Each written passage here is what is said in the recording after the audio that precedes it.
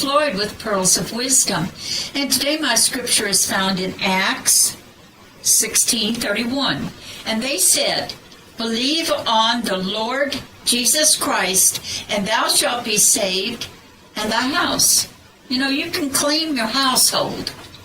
My mother-in-law, for over 30 years, hung in the closet for my father-in-law a suit, a shirt, and a tie.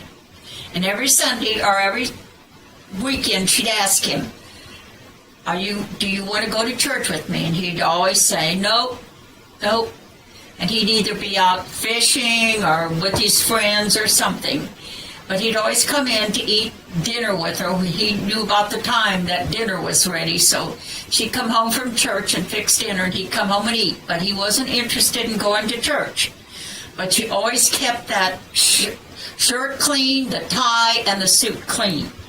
And she'd always pray every day, "Lord, soften his heart, get him ready to go." She prayed for him and thanked the Lord. She thanked the Lord constantly that he was going to go to church and be saved. And you know, she never wavered in her faith on that. You know, if you have an unsaved loved one, son, husband, daughter, mother, father, whatever, you can stand on the Word of God and believe for him. Hers was 30 years, at least 30 years.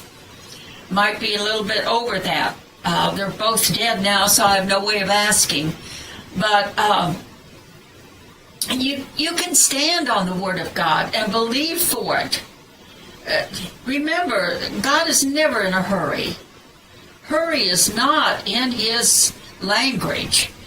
And just believe God for it. Faith and patience are power twins that will get you to where you need to be. And you can set and know that God is going to do what you've asked him for. It's in the Word of God right there that you can believe for your household. That was the jailer. And they told him, believe for your household. That his whole household got saved. So you can go to the Word of God and find it in there, and you can stand on the Word of God and believe for your household.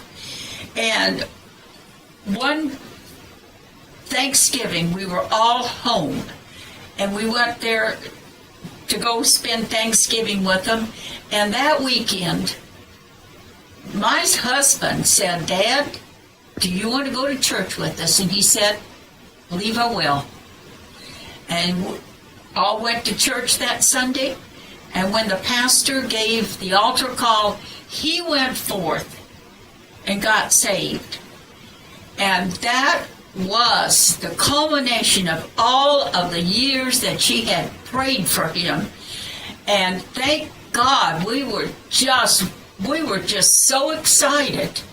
We were so excited that prayer had been answered. Let me tell you something. You can have your prayer answered if you are willing to sit and believe God for it. And when your answer comes, you can rejoice with the angels in heaven that your answer came. There was a rejoicing that Sunday morning when he went forward and got saved. And you can have that same rejoicing. But you need to know that in the meantime, you need to hold steady.